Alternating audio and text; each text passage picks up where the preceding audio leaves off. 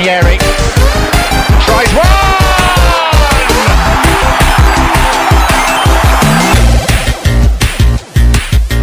2 minutes at the Santiago Bernabeu is a long time, but you know what? It flew by for me because I had a great time. This is Not That Kind of Gooner, an Arsenal podcast, and we are coming to you live after Arsenal's 2-1 win at the Bernabeu, which means that Arsenal progressed to the Champions League semifinals with an aggregate scoreline of 5-1 against Real Madrid.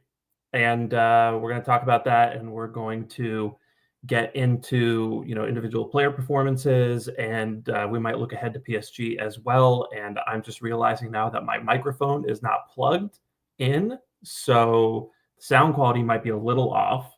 So I'm going to plug that in a second. And we're just going to talk about just what an amazing night this was, what an achievement, and all that good stuff. So while I fix my microphone, I'm going to bring in Drew here, who you can follow on Twitter at GeeChyKid and on Blue Sky at supplyandmandrew.bsky.social. Drew, just give me a 1,000-foot view of how you're feeling right now. Well, the first thing is I'm kind of sad John's not here for this, because John's far more animated than the both of us.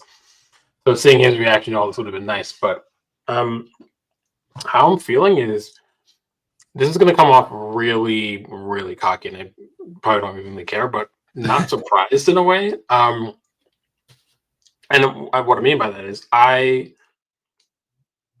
like we talked about in the last podcast, I wanted to face Real Madrid. I didn't want Atletico de Madrid. And we had discussed about the fact that not only are they disjointed at the back, but they're just disjointed as an institution right now on the pitch. Like it's not their greatest season. There's a lot of questions if they should have gotten Mbappe, all these kind of things. I think there was no better time to play them for us, despite all the concerns we've had this season.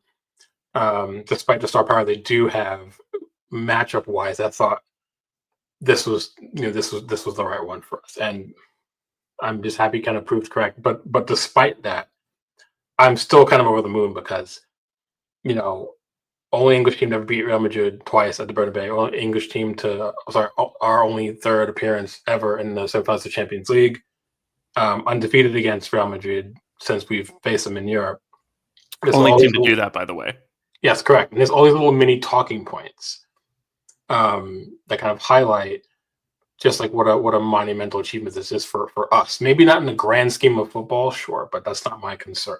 When it comes to Arsenal Football Club, this is a monumental thing for us, given all the contextual points of this season, how things have gone, the injuries, us being off the pace in the Premier League, what are we going to do right center forward, we've got all these kids, all these things. When you put all those things together, the fact that we comfortably saw Real Madrid off over two legs, and to go to a place like the Bernabeu, and jokes aside, of dark magic in the basement, like whatever it is, those jokes aside, their fans and the club and the players had a right in their own way to be confident of reversing it at home, because we've seen them time and again have these almost like otherworldly performances in Europe, where when the chips were down for them and they've come back and they put in absolutely like immense performances, not just at home but away as well. Holding champions currently, or not anymore, obviously, but they won't be coming in the season. But so contextually, with all those things involved, the talking points moving up to the match, the fact that we, I would say this might almost have been a better performance in the first leg, given all those things involved, given away from home.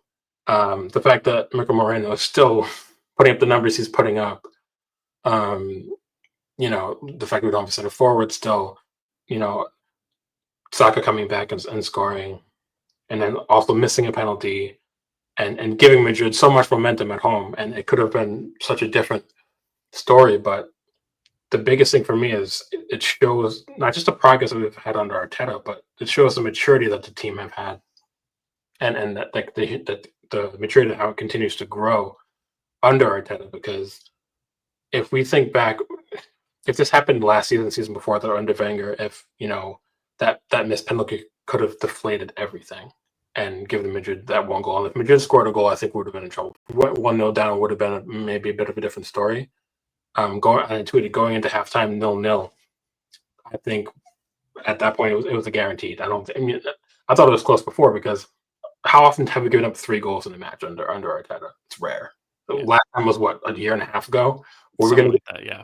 I think you said like 468 days or something like that. Right. So all we had to do was not have a complete meltdown on the road, and then getting that one goal. Well, we're never giving up 4 goals to anybody. So I think like once I got that first goal, that was kind of it. And yeah, I know I ranted a little bit, but I just think this is such like a, yeah, I mean, I'm going to be like, I was unbearable on social media before for the first leg. It's going to be 50 times worse now. Like, I feel bad for whoever follows me on Instagram, but overall, this has been, it's huge. And I'm briefly, before we get on to things later, I'll back up what I said. After the first leg, that I think we'll actually go on to win Champions League now. I think there's so much momentum that the players don't fear anything, and you can see it.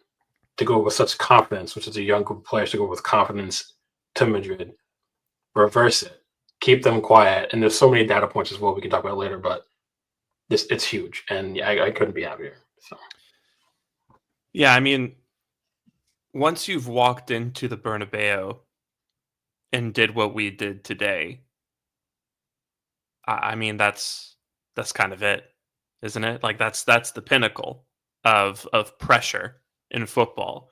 So I think this is going to be a turning point for the team, right? I think this team is going to start to realize that they can hang at the highest levels of the game, and they can dominate at the highest levels of the game. And yeah, I think I'm in the same boat as you. I think, barring any more significant injuries, and if we just play to this level consistently for the next 3 matches in the Champions League, then I do think this might be the year.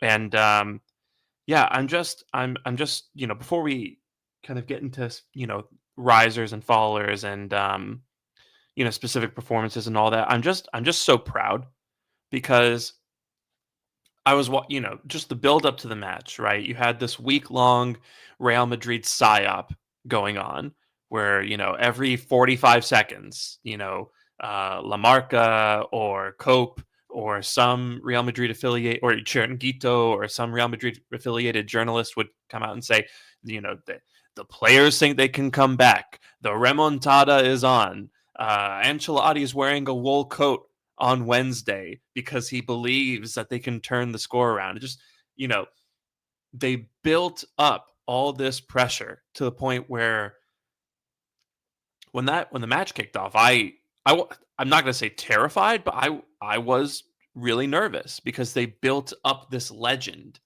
of how good Real Madrid can be and how they can score these crazy magical goals out of thin air. And they still can do that, but they made it seem almost inevitable.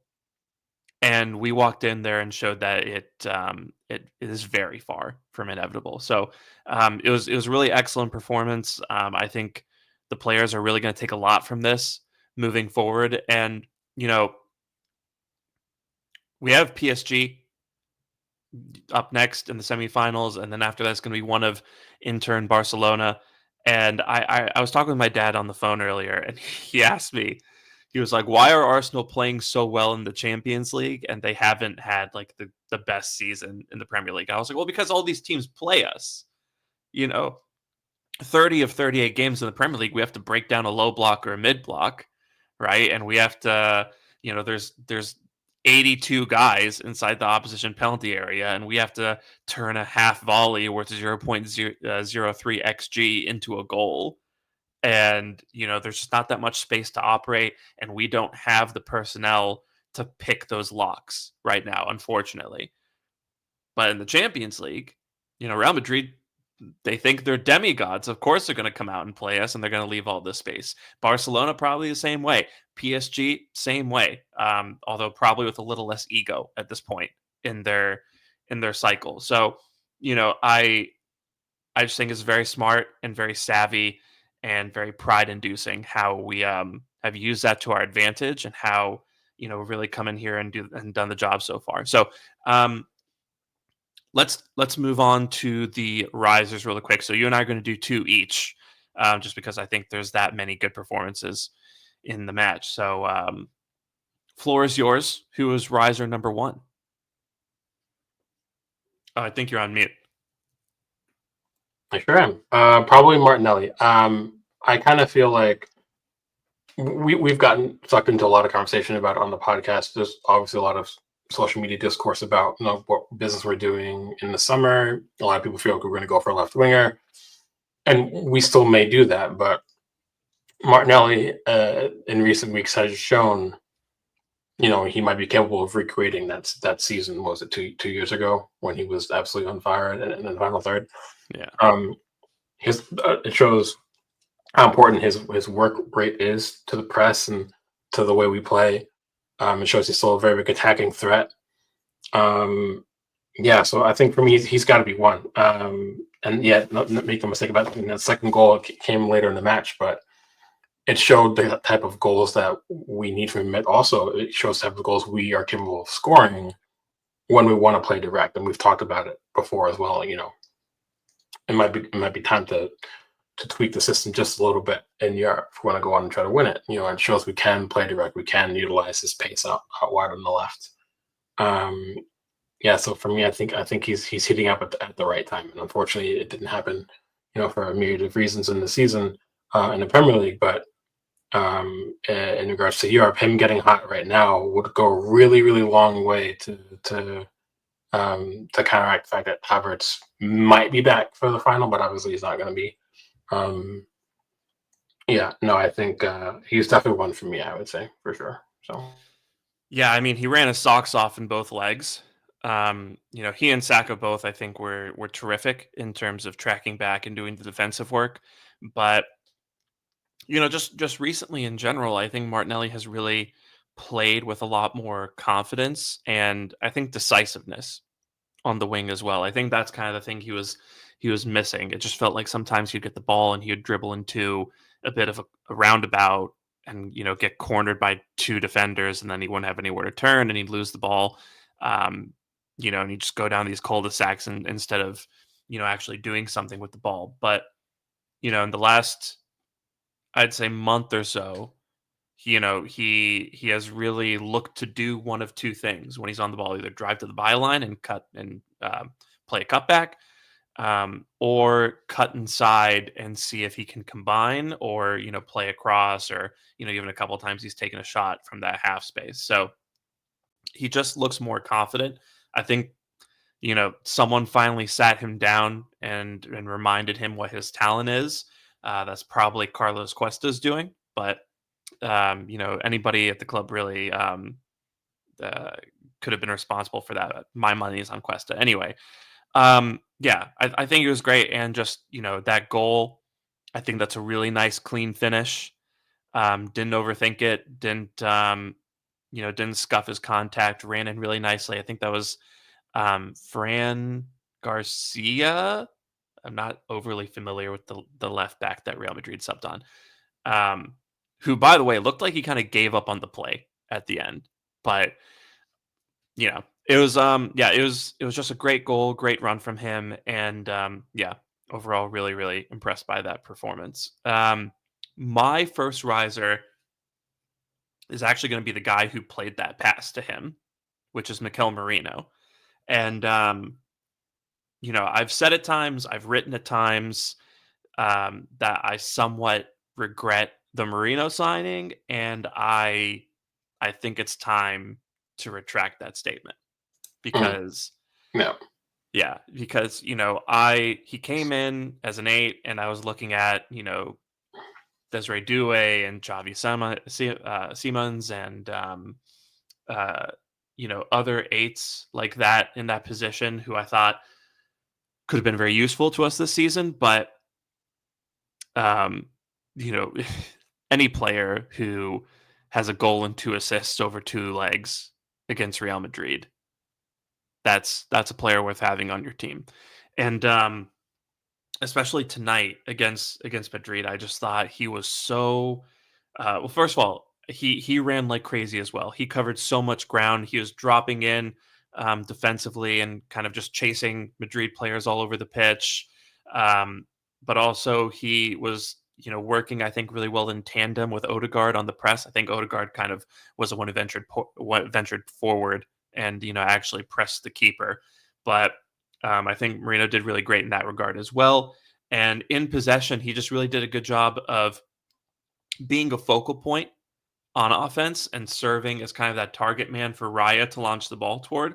But also, he was really good as a false nine, just kind of dropping in, collecting the ball, turning, and he played a couple sly passes, including the 1-2 Saka for the first goal, where he just had the ball on the edge of the area, saw Saka making that diagonal run in behind Madrid's defense, slipped him in to make a 1-0, and then, looked up on the counter at the end of the match, saw Martinelli kind of running in on goal, and, played a really nicely timed pass for Martinelli to go one-on-one with Courtois and make it 2-1, 5-1 on aggregate. So, yeah, just all in all, I think he had a great performance today, and I think he really is kind of hitting mid-season form. That's probably why we haven't seen, this kind of level of play from him for, first half of the season, just because he came in, got injured, and then he was working his way up back to match fitness and had won the Euros of Spain, which meant that he kind of missed preseason. So I think,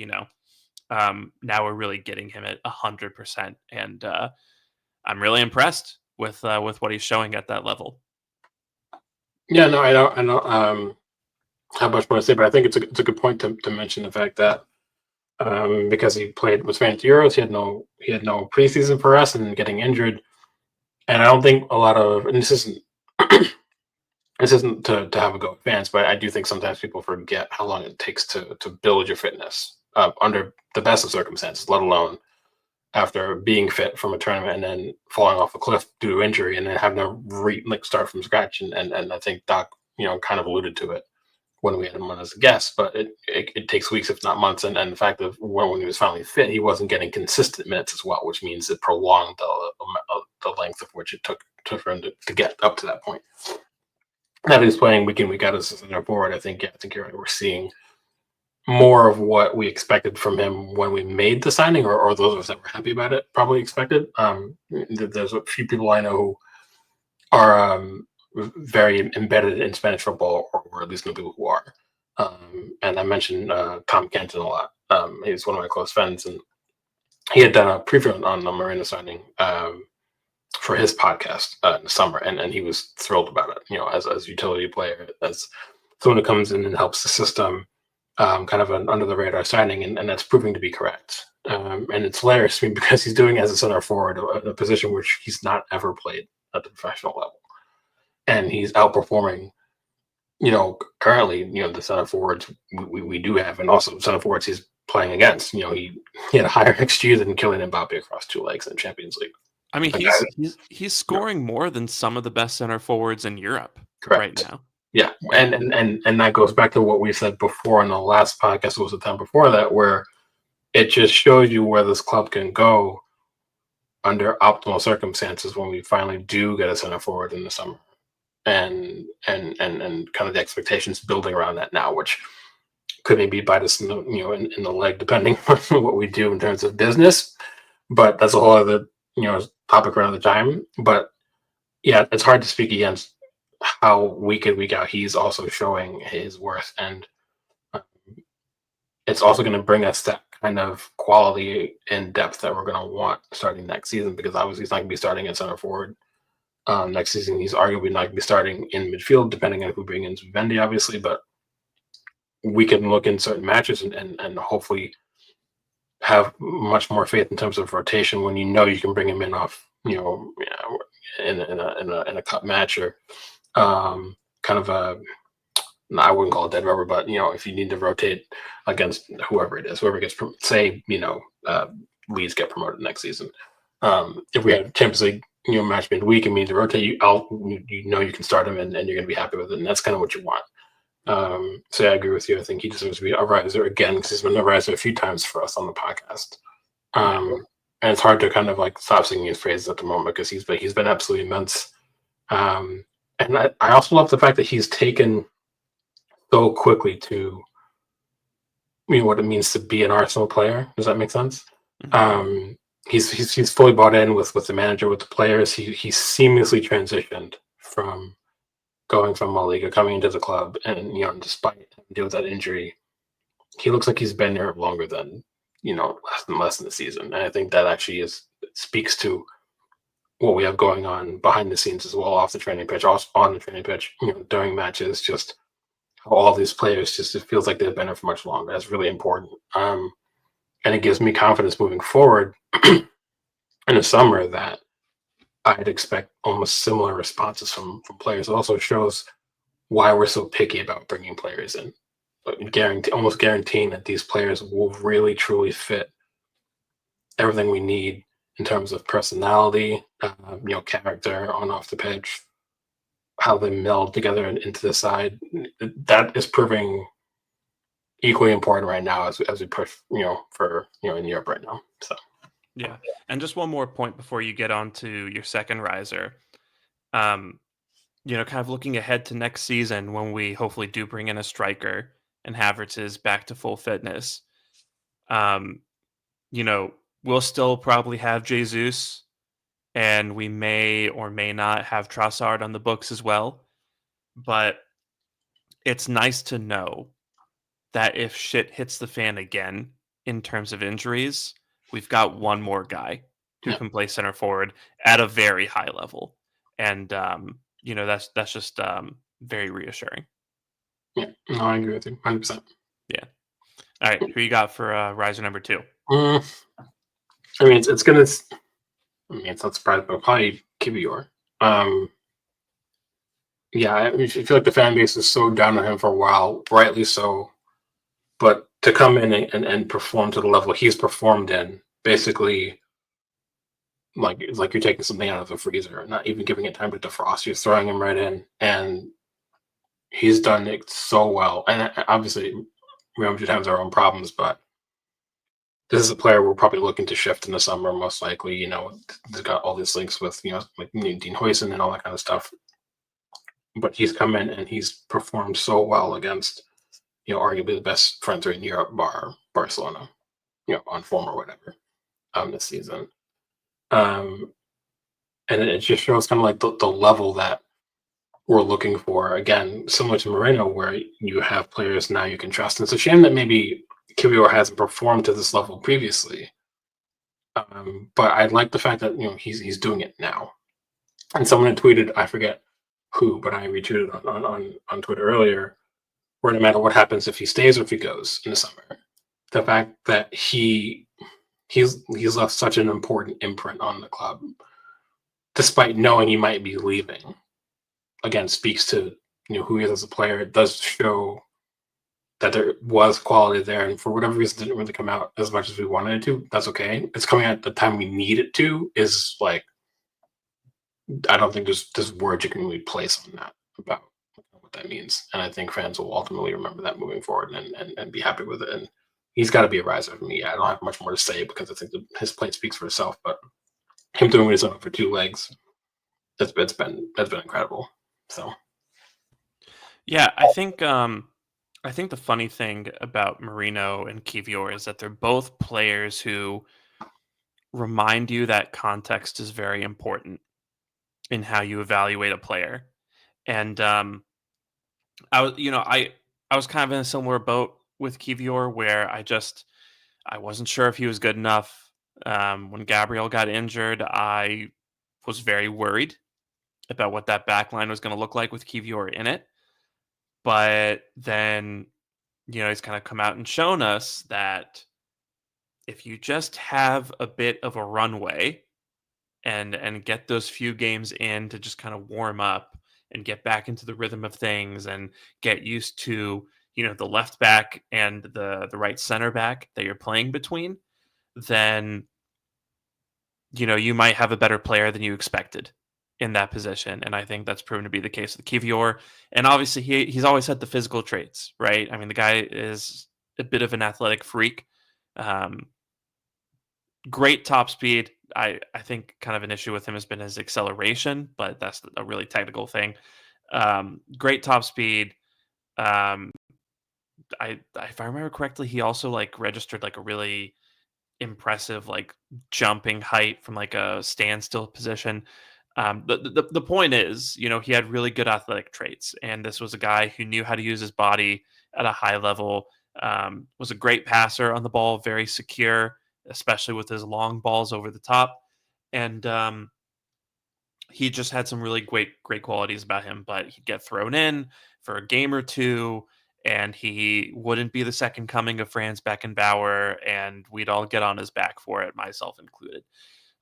But it's 2 games against Real Madrid now that he's looked great, outside of a couple moments early in the first match where he looked a little troubled by Mbappe, which is understandable. Mbappe troubles even the best defenders in the world. Yeah. But yeah, I'm just I'm really happy for him because I think he is a talented player, regardless of whether it works out for him at Arsenal or whether he has to go somewhere else. And I think he's really showing what the manager saw in him when we brought him in a couple years ago now. So yeah, I'm really impressed with how he did. He struck up a really nice partnership with Saliba as well, and yeah, I'm not. I don't find myself, shaking in fear at the prospect of him dealing with PSG's front line now. So yeah, well done to him. I think I had one idea for a riser, but I want to save that as maybe the next thing that we talk about after the risers and fallers. But I'm going to go with Declan Rice. And it's getting difficult to pick Declan Rice as a riser because the guy is he's one of our like top 3 players at this point in time. Right. And I think he's one of the best midfielders in the world, if not the best based on current form. But I think he was magnificent again today because he walked into the Bernabeu with a really tall order, right? He's supposed to cover all this ground, right? He's a 2-way 8. So he's supposed to contribute an attack, and he's supposed to register shots on goal, try to create chances, and then coming back, he needs to defend against Jude Bellingham, Rodrigo, Kylian Mbappe, and Vinny Jr. to varying degrees, as well as guys like Valverde and Luka Modric came on at the end as well. And he has to help defend against these superstars without getting a yellow card. And I think that was a crazy order to ask from him, and he did it. Right? We're going to lose party for the first leg against PSG rather unnecessarily, I might add. I don't want to, go too far into that, but I think that was a boneheaded move from him. But I think the 2 players I really didn't want to be without against PSG were Timber and Rice, and both of those guys made it through unscathed. So having Rice for PSG is going to be massive, and I just think he seized the moment again so spectacularly. And I thought he was great on the ball. I think his corner delivery was great as well. And I think all in all, he just showed a level of composure and leadership on the pitch in an absolute pressure cooker of a match that was just unmatched. And he got into a few scraps with Jude Bellingham throughout the match, and I think he came out on the other side looking way better. And yeah, all in all, I just think it was a great match. Really solidified our midfield, and yeah, man, I don't think 105 million was enough for him, to be honest. Yeah,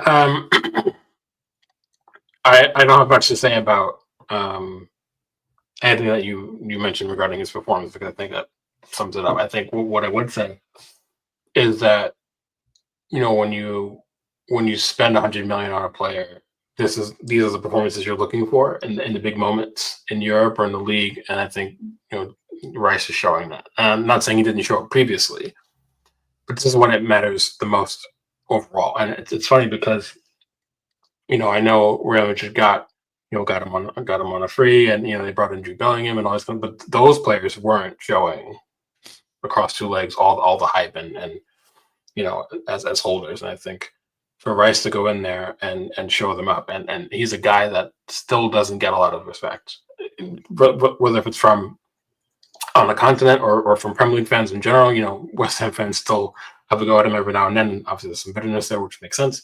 But the fact that I would say he was both men of the match. For across both legs makes sense that he was the best player across both legs from both teams. And the way that he constantly showed up in big moments, despite the pressure, not just the pressure at home, but especially the pressure away today, like you said.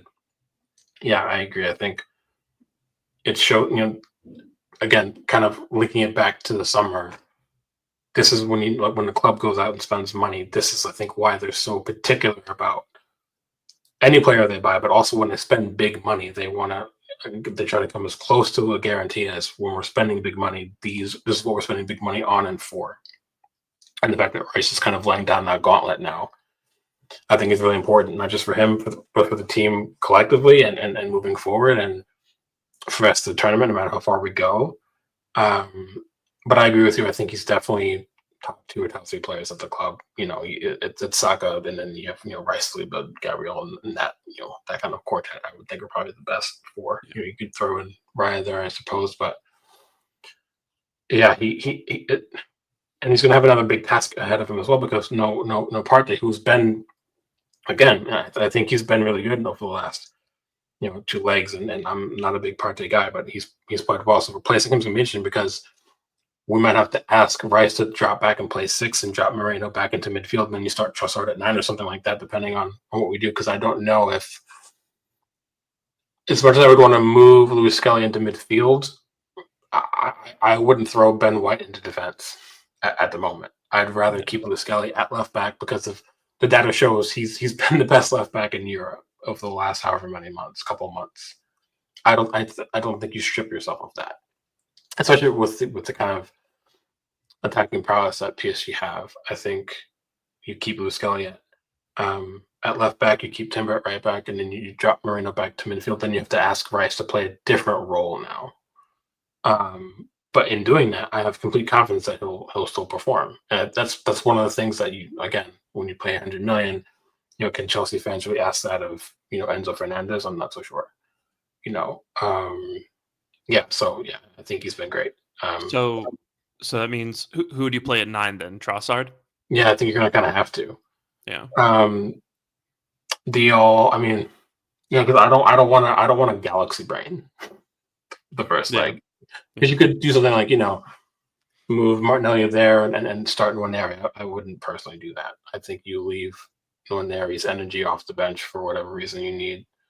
I think you just play Trossard at 9, ask him to play similar to how Moreno plays, have him drop deep, have him kind of link play, don't just kind of play off the shoulder, because he really can't.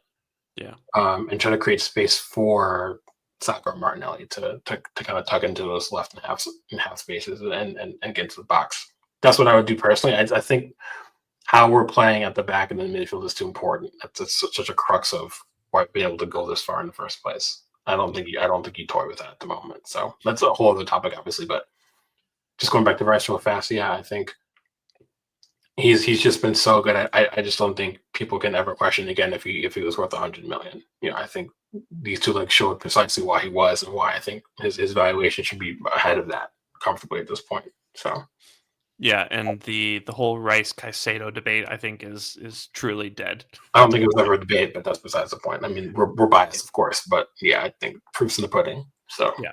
No, I mean, I like Caicedo, but yeah, I always thought Rice was the better player. It's just, people have opinions. Yeah. But yeah. Okay, well, I think that's the risers. I'm going to start us off on the fallers, because I'm dying to talk about this. Okay. My faller is Real Madrid's right backs, Lucas Vasquez and Danny Carvajal. Let me start with Lucas Vasquez. Do you want to hear my Lucas Vasquez impression? It's going to be similar to the one from last week.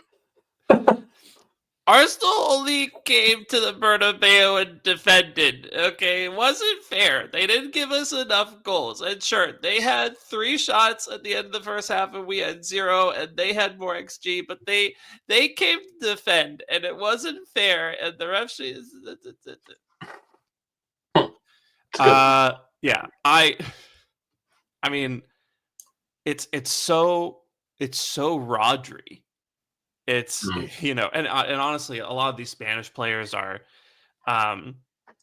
they're the same guy when they lose. To be quite honest, they all come out with this whole like, oh, they defended too much because they didn't just part like the sea for Moses when we tried to attack and yada yada. He was pretty bad against Martinelli. Didn't really effectuate much when he was on the pitch, and Ancelotti clearly tried to play him to get some sort of attacking benefit out of him. So yeah, bad game, whining after. That's too bad. Have a seat. But Danny Carvajal, I think, is kind of the bigger loser out of the two here, because did you see what he did at halftime? No, yeah. This guy accosts Saka as he's trying to go to the locker room for the halftime team talk, and just like grabs him and is trying to like talk to him and get in his face, and then grabs him by the back of the neck. And my question to Danny Carvajal is, who the fuck do you think you are to be grabbing the franchise by the back of the neck like that for no goddamn reason? Okay, you're not on the pitch.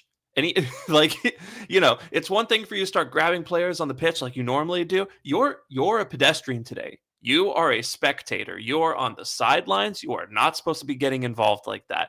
And now you're trying to manhandle people and talk shit to. What were you even mad about?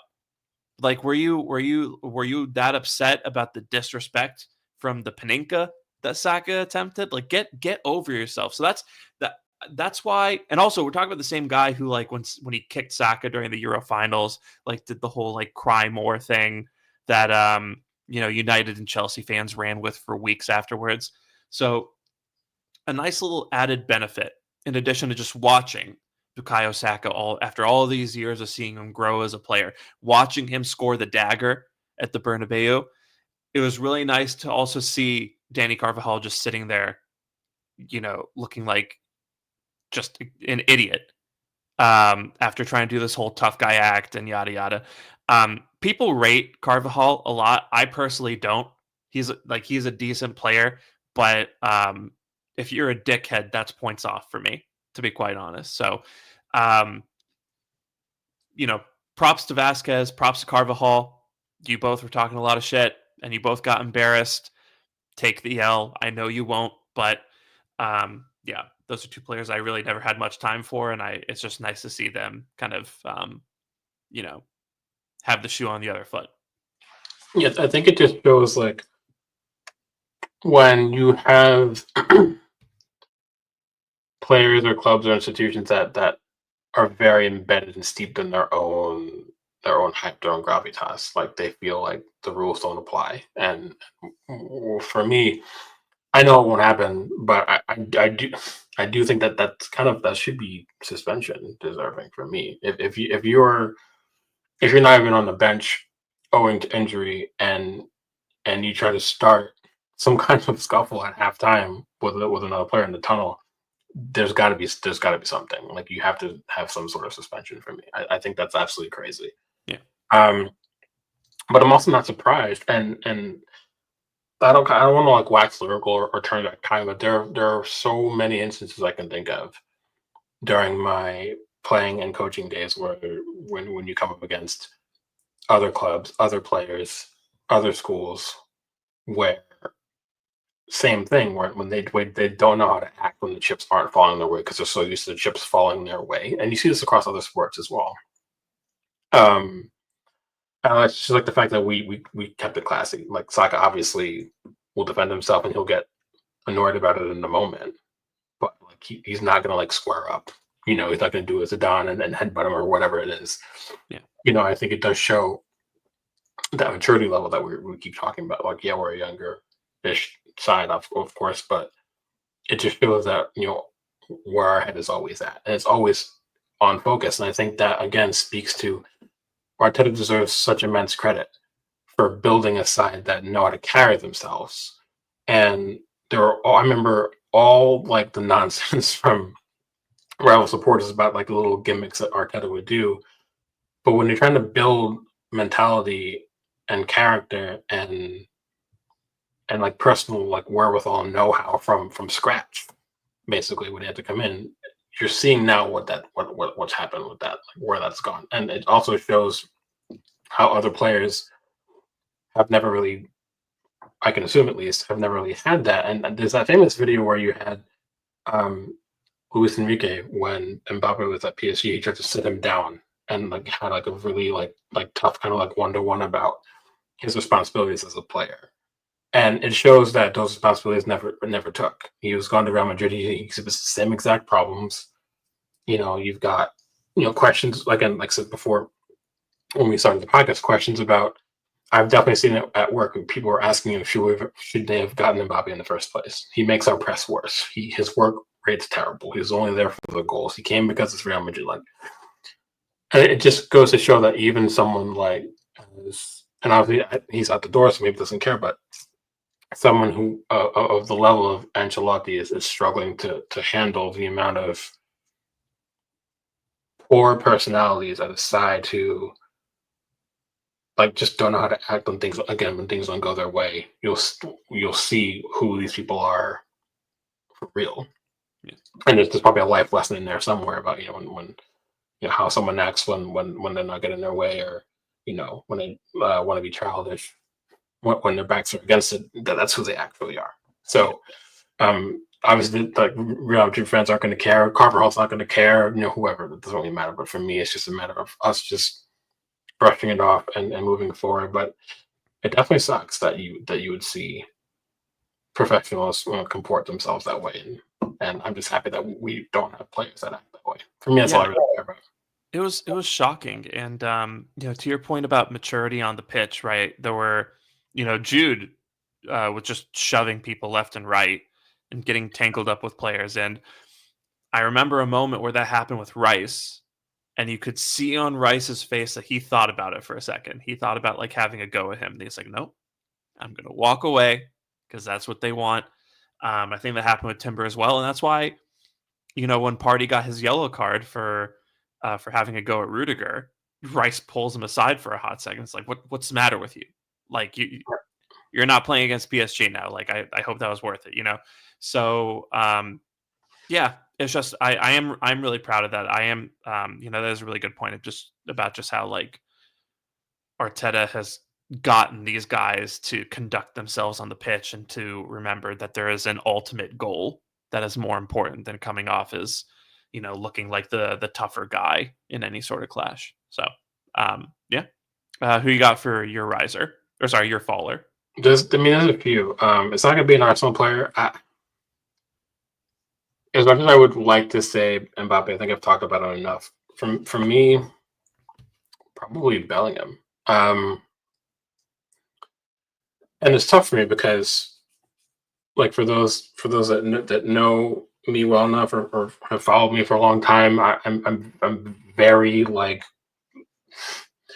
beyond head deep in Bundesliga, and they know that like Dortmund's the club that I follow quite closely, and seeing Bellingham at Dortmund, you saw the player he was going to become, pretty nailed on, and it's hilarious because Erling Haaland's kind of had a similar trajectory where a lot of times you have young players that refuse to stay humble when they reach the pinnacle of the sport or whatever. And you could probably argue that Erling Haaland's probably at the pinnacle of the sport. Bellingham is very close, if not already there. You're talking about players who will probably always be in and around the Ballon d'Or conversation, prominent for the national team. Haaland's the face of Norwegian football, and Bellingham's one of the faces of English football, one of the most prominent players at Real Madrid. And the thing that I always get frustrated by, and I talk with my brother about this a lot. You know, he's a big basketball head, and he's got his own AAU program, so we talk a lot about sports and player development a lot of the time, just across the full plane. And character is such a big deal, like from a coaching standpoint, and also for me as a fan, I want players who have the right character. And when players show themselves to not have the right character, I lose a lot of respect for them. And obviously, it doesn't matter to them; they're not going to give a shit, and they don't know who I am. So it's not even about that. It's just about. I just feel like the way he has has acted in the two legs. Again, same thing. When things aren't going your way and you're not, hot shit anymore, and you finally there's a difference between frustration because you're struggling and you're taking it personally in terms of like your own level of performance, and it's a difference between that and throwing your toys out and because you're spoiled. And for me, this is why, as much respect as I have for clubs like Real Madrid and Bayern and Barca, I feel like a lot of times those players forget to be humble, even in defeat. Being humble in defeat says a lot about who you are. And I think be frustrated. Yeah, I mean, I fucking hate losing on any conceivable level. As a player, as a coach, I fucking hate losing in Football Manager, for Christ's sake. Like, I can't, like, losing. No one likes to lose, right? Especially when you're a professional player. But it says a lot about who you are if you can differentiate between being upset about losing, but also saying, you know what, fair play. Like, we got done. Two legs, they were the better side. Be humble about it. And that's also why I lost a lot of respect for Erling Haaland as well, for how he's it's a side point, but the way he's bought into his own ego, the way his dad fuels his ego as well. That to me, it's such just like a turnoff from a sporting perspective, from a fan perspective. And I'm not an England fan, so I don't care about it, like, to the national team level. But it's just, again, I one of my biggest concerns has always been, now that Saka is, you can't argue that he's world class, obviously. For me and for other people, and from some Spanish outlets have said that he's arguably the best right winger in world football. Bar Lamine Yamal probably would be the one you would maybe compare it to. Obviously, I just hope he never gets to that level where that humbleness dissipates into something else. And I think you have to there's a measure of self-confidence and cockiness you do need to succeed as a professional athlete, but there's a balance there. And I think the best way you can maybe sum it up is say compare Messi with Ronaldo. There's no doubt in my mind that Messi is incredibly not confident, but he's definitely cocky, and you can see it. But he also doesn't. He's never really, that I can remember, had some of the same reactions that Ronaldo has, at least to the extent and how often, you could say. And you can look at them and say, this two very different players. One's very, very brash and open, and one's kind of more quiet and reserved. Doesn't mean he doesn't have cocky moments, but Messi definitely comes across as a little bit more humble. And yeah, for me, I just think, it annoys shit at me. So that's kind of like one of those, like, I'm one of the things that I'm so happy about is that we humbled this team and some of those personalities, because sometimes players do need that, clubs need it, fans need it. So yeah, that's probably it for me. Yeah. I don't think I have much to add on that point, but yeah, I wasn't really impressed by the way Bellingham conducted himself today. Just thought, I just feel like he played kind of with this mentality of like, if I'm not getting my way, like, I'm gonna leave one on these Arsenal players, Right. for like daring to think they're better than us or something like that. I didn't really like it all that much. What did you think of the refereeing in this game? I'm where did I say it? I think one of the WhatsApp group chats where I said for the penalty that Saka missed, I had said in there that if that's in the Premier League, they probably wave that away. It's not given, maybe not even looked at. And I keep saying it where Champions League refereeing isn't perfect, but it's definitely closer to what you want than what we get in the Premier League. So I mean, again, big occasion, Real Madrid try to make it as uncomfortable as possible, not just for us, but for the refs. And sometimes, you can tell that refs do get influenced by the home support. They will get influenced by the home team. And I think I generally have no complaints about the ref across either leg. And particularly this season, how many times have we been able to actually say that in confidence? Maybe never, right? Apart from in Europe, I don't think there's ever been a moment in the European campaign this season where I've been pissed at the officiating. Maybe the Inter match, but I think maybe. But even if it's just the one example, how many times we're talking about refereeing or officiating in the opening 4 weeks of the Premier League season? More than once, right? So the fact that you can only point to maybe one instance across the entire European campaign where the refereeing was mildly annoying speaks a lot. So yeah, I have no complaints about it. I thought it was really good. I think the correct calls were made 99.9% of the time. Yeah. So I just kind of hope that remains. So that's the competition. Level playing field. I'm kind of tired of having to talk about if this went one way or if this went another way, how things would have been different. No, it's just let teams play, and then at that point, it's just down to us. I don't want to have conversations about calls that should have went either one way or another, and if it affected us making a final or whatever. So yeah, I mean that the reason I bring it up is because I agree. I think the referee had a great performance, and generally maybe it was like a little whistle happy, but yeah, I think that's one of the best refereeing performances we've had this season, and that I couldn't help but watch it and be extremely annoyed at how things have gone down in the Premier League this season. Because here was a guy who and the Bernabeu is like 100,000 seater stadium, right? It's like 80, 85, maybe 85, okay. 90, yeah, something like that. So this guy walks into an 85, 90,000 seat stadium that is amped up, that is dying to see their team win. That like they are booing anything that isn't their team, and it is loud and it is raucous, and the roof is closed, so it's even louder in there. It is a cauldron, and this referee did not care what the crowd thought. Yep. And he gave a penalty that we've watched happen for a foul that we watched happen 100 times in the Premier League, and we've all pointed at it and said, that's a foul in the box. Is that not like that? That should be a penalty. Never given in the Premier League. Sees it. Actually, he doesn't even see it. VAR sees it and then calls him to the monitor and says, "Have a look."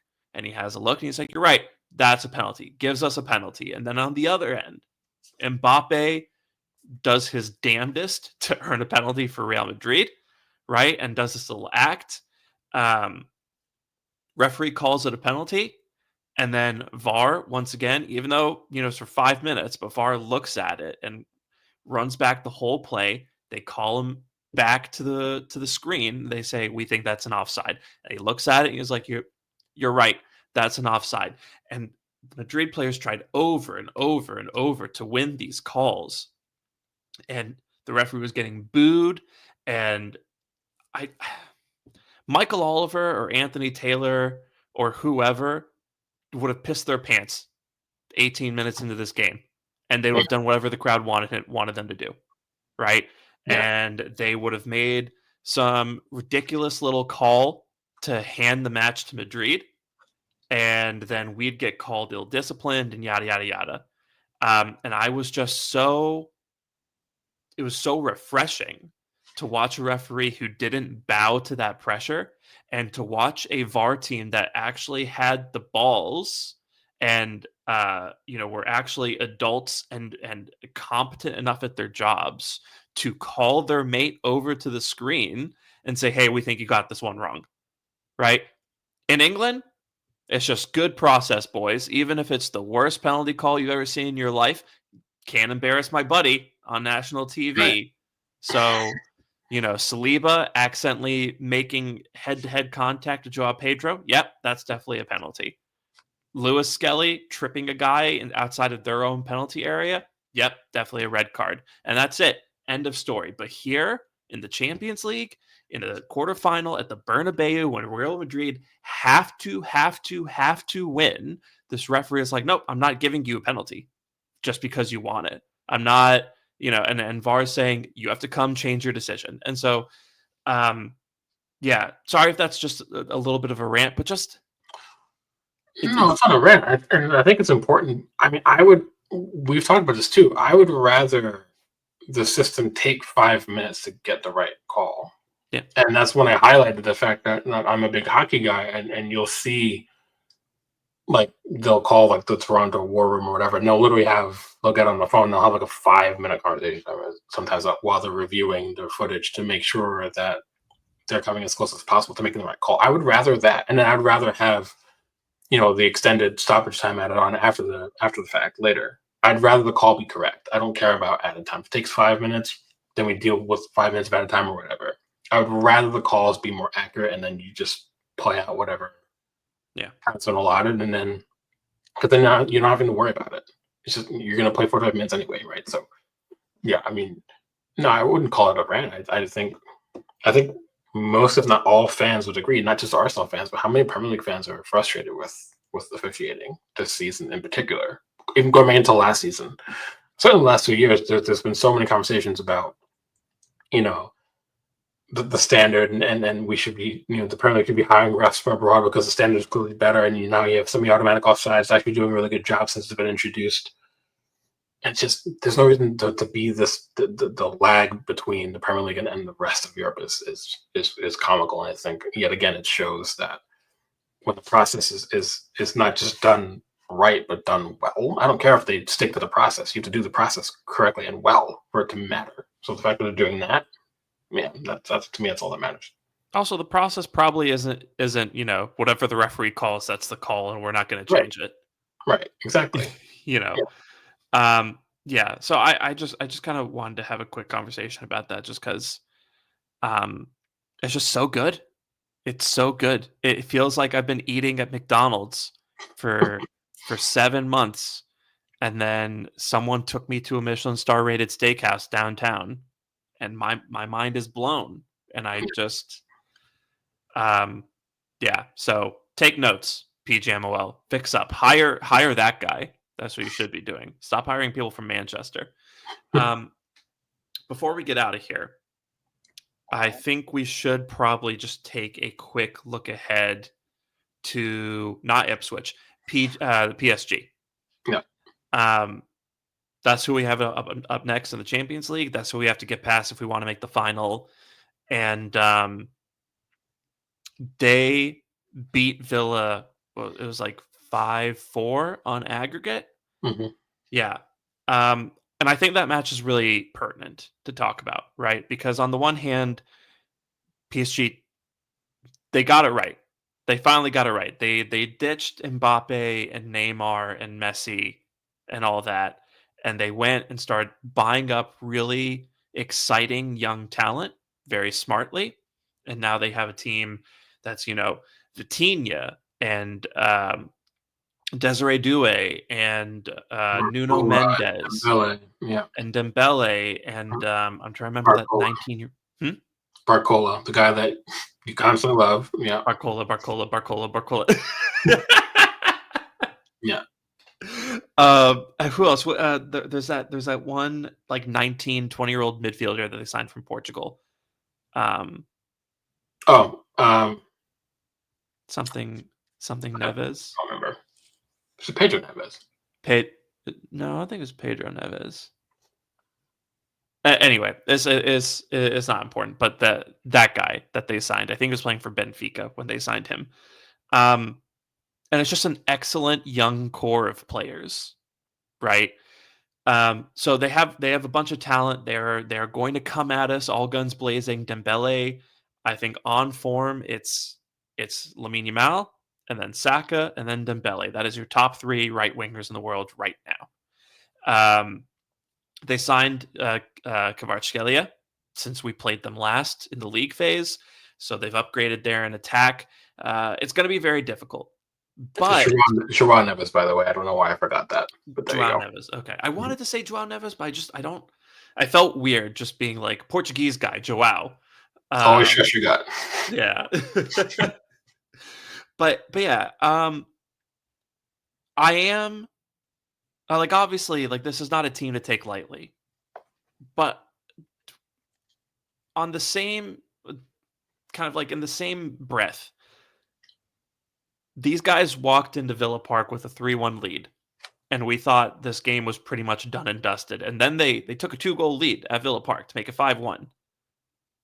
And then they let Villa back into it in a very big way. And if it wasn't for the fact that Aston Villa's manager was Unai Emery, this might have gone to extra time. This might have gone to penalties. Villa might be playing us in the semis right now.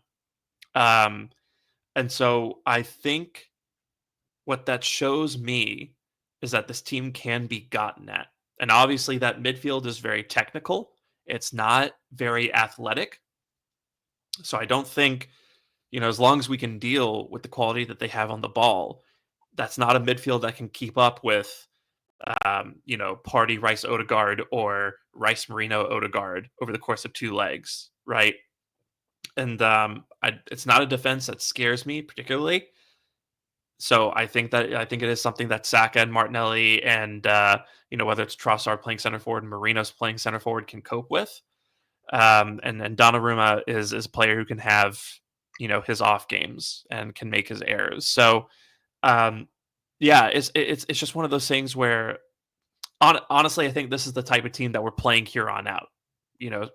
Madrid, PSG, Barcelona, these are all teams that want the ball, attack with pace, can pull magic moments out of thin air, but at the same time they will give you space, and they won't compete with you physically, and they won't run with you as much as you run.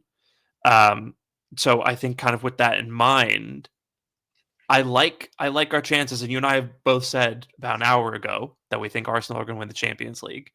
And this is kind of why I think we'll progress, because I think we have the defensive quality to ultimately deal with them. But at the same time, I do think we have the transition capability and the ability to play in space that they'll allow us, that will give us opportunities to punish them. But just kind of, I wanted to get, before we get out of here, your 1,000-foot view of what this PSG matchup is going to look like for us. Yeah. I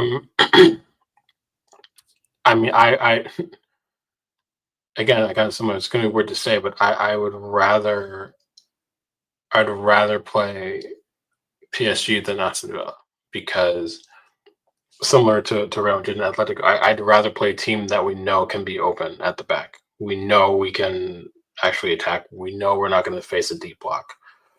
And to their credit, this is not the same PSG we beat in the group stage. They're a much better side. Thierry said it on commentary in the post match as well, on the American side of things. So the task is going to be very, very different. It's definitely going to be. I think it's going to be a much tougher two leg affair than it was against Real Madrid.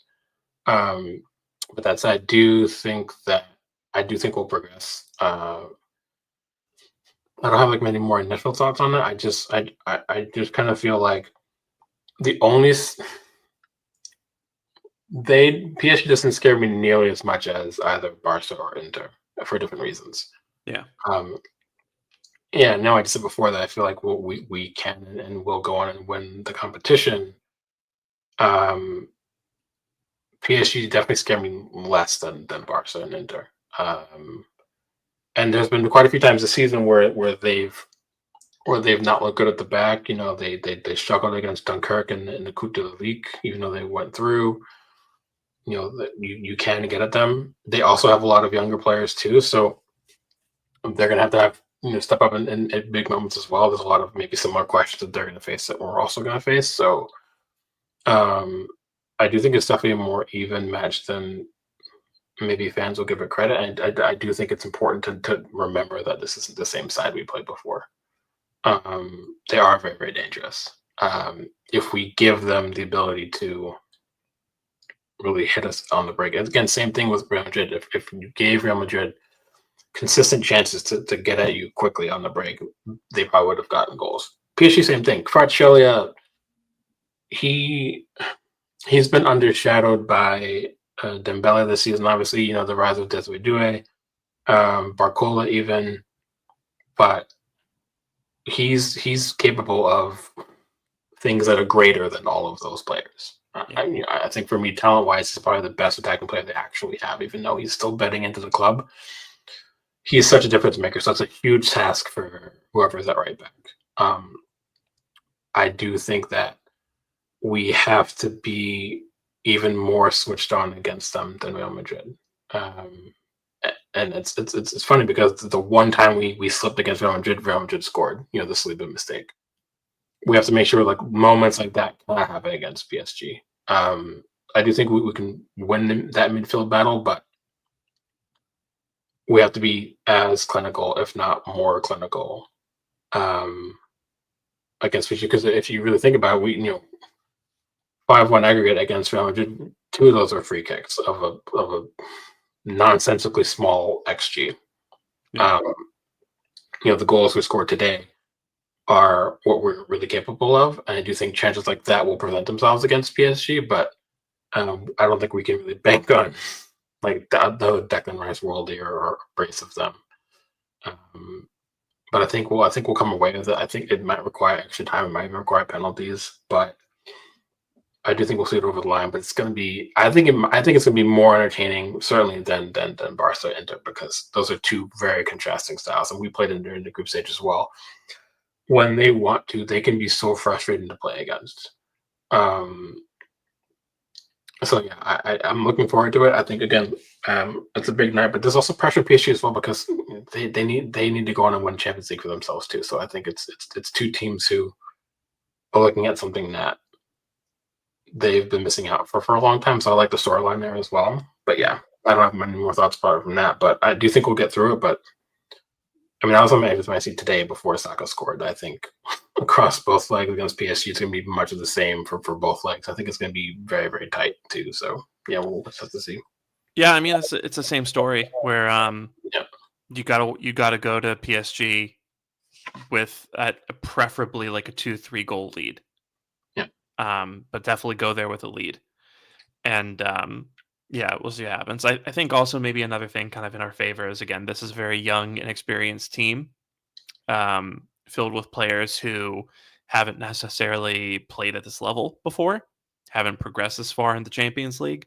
So obviously, I say that as a fan of a team that just reached a semifinal for the first time since 2009. But I just think this team is I think Arsenal are a little bit more seasoned than PSG are at their current position in their cycle. So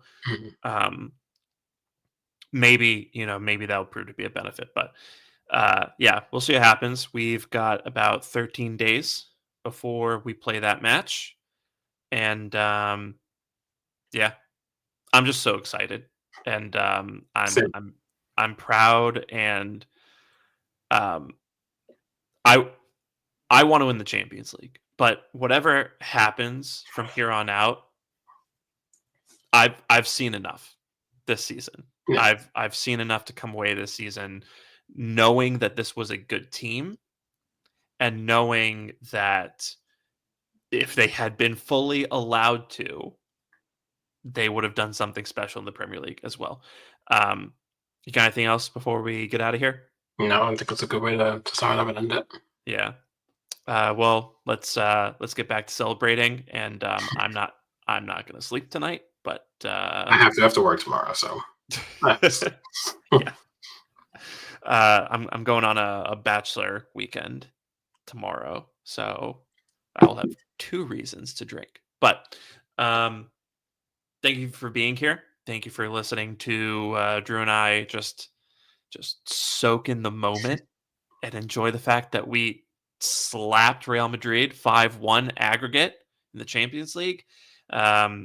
it's great having you guys here with us. We really appreciate it. We really love you guys taking the time out to listen to what we have to say. And we will be back with you probably Monday, Tuesday, something like that, to talk about the Ipswich game and look ahead a little bit, maybe discuss anything that happens in the next few days.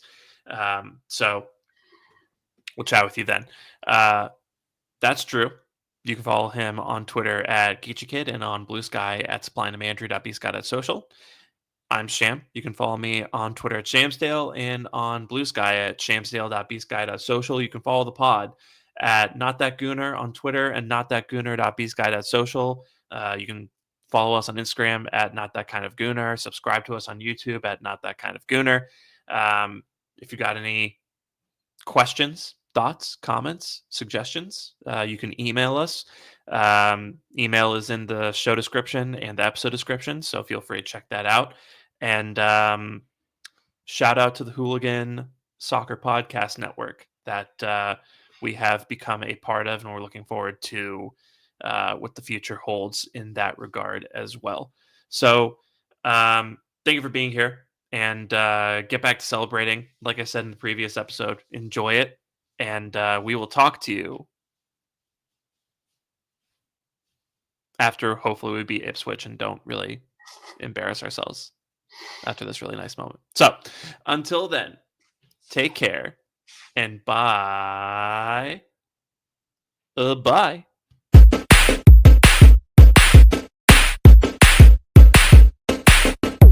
Secret Gooner. All right, I'm a Gooner.